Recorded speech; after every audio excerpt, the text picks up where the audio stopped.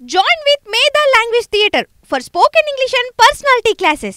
For more details, contact us. మరణం ఓ అశనిపాతం, అసంకల్పితం, అనివార్యం, ఆవశ్యకం. కానీ అది ఓ అంతులేని దుఃఖం కూడా. ఒక్కోసారి అనిర్వచనీయమైన ఆనందం, కొండంత ధైర్యం.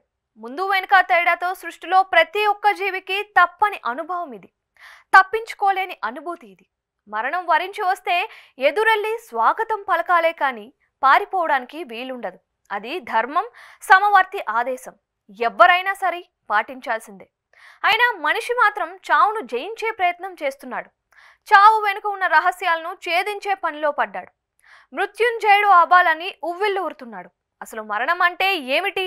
మరణం ముందు ఏం జరుగుతోంది? మరణం తరువాత ఏం మిగులుతోంది? అసలు జీవం ఎప్పుడు మొదలవుతుంది? జీవి భూమి మీద పుట్టగానే పుట్టుక మొదలవుతుందా, లేకపోతే తల్లి కడుపులో పిండం జీవం పోసుకోగానే పుట్టుక మొదలైనట్లా? మరణం అంటే ఏంటి?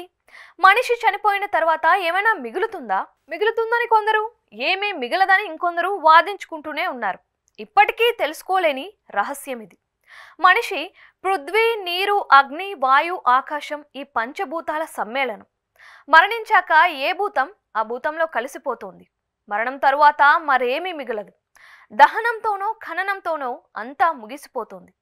తెలివైన వాడైనా, తెలివి లేనివాడైనా, అమీరుడైనా, గరీబైనా, మహాత్ముడైనా, మామూలు మనిషి అయినా ఒకే విధంగా అంతరించిపోతారు. అందరికీ మరణమే గమ్యం. అయితే అమెరికా శాస్త్రవేత్తలు మాత్రం పుట్టుక మరణం కాకుండా మూడో దశ కూడా ఉంటుంది అంటున్నారు. ఇప్పటి వరకు ఏ జీవికైనా పుట్టుక మరణం అనే రెండు దశలే ఉంటాయని అనుకున్నాం. కానీ మూడో దశ కూడా ఉందని పరిశోధకులు చెబుతున్నారు. అసలు చావంటే ఏంటి? ఊపిరి, హృదయ స్పందనలు ఆగిపోవడం. అయితే మరణించిన తరువాత కూడా కొన్ని అవయవాలు పని చేస్తూనే ఉంటాయి. అవయవదానం అందుకే వీలు పడుతుంది. అది మనందరికీ తెలుసు కూడా. చనిపోయాక కూడా అవయవాలు ఎలా పని చేయగలుగుతున్నాయి? ఇదే సందేహం పరిశోధకులకు వచ్చింది. జీవి మరణం తర్వాత కూడా అవయవాల్లోని కొన్ని కణాలు పనిచేయడమే దీనికి కారణంగా గుర్తించారు. జీవం, మరణానికి మధ్య ఉన్న దీన్ని భిన్నమైన మూడో దశగా శాస్త్రవేత్తలు గుర్తించారు. మరణించిన జీవి శరీరంలోని ఓ అవయవం నుంచి తీసుకున్న కణాలు ఒక మల్టీ సెల్యులార్లోకి ఏర్పడి మళ్ళీ జీవం పోసుకోవడానికి అవకాశం ఉందని ఈ ప్రయోగం ద్వారా పరిశీలకులు ఓ అవగాహనకు వచ్చారు. అదే కనుక జరిగితే ఒకే జీవికి సంబంధించిన జననం, మరణం, పునఃజననం అనే చక్రం సాధ్యమయ్యే అవకాశం ఉన్నట్లు తెలిపారు. మనిషి చనిపోయాక కూడా ఆ కణాలు ఎలా పనిచేస్తున్నాయి? వాటిని ప్రేరేపిస్తున్నది ఏమిటి? చాన్నాళ్ళుగా మనిషికి కలుగుతున్న సందేహాలే అయినప్పటికీ ఈ విషయాన్ని లోతుగా పరిశీలించాలనుకున్నారు శాస్త్రవేత్తలు.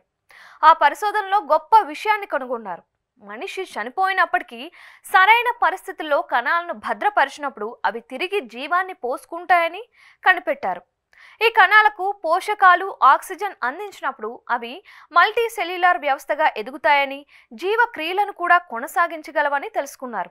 మూల కణాల నుంచి జీవులను సృష్టించడం ఇదే తరహా విధానమని గుర్తు చేశారు.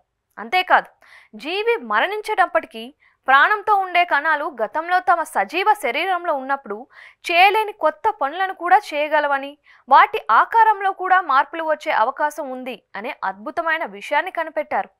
శాస్త్రవేత్తలు తమ పరిశోధనలను ముందుగా కప్పపై ప్రయోగించి చూశారు. చనిపోయిన కప్ప చర్మ కణాలను తీసి ఒక ల్యాబ్లో ప్రత్యేక పరిస్థితుల్లో భద్రపరిచారు.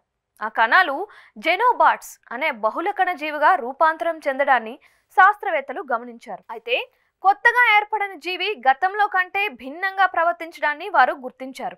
అంటే కప్ప సజీవంగా ఉన్నప్పుడు స్రవాలను పంప్ చేయడానికి ఉపయోగపడ్డ సిలియా జెనోబాట్గా మారాక ముందుకు కదలడానికి సాయపడ్డట్లు గమనించారు. ఇక మరణించిన మనిషి ఊపిరితిత్తుల్లోని కొన్ని కణాలను ప్రత్యేక పరిస్థితుల్లో భద్రపరిస్తే అవి సొంతంగా ఒక సూక్ష్మ రూపాన్ని సంతరించుకొని దానికదిగా పనిచేసేంత శక్తిని సంతరించుకుంటుంది అని చెబుతున్నారు.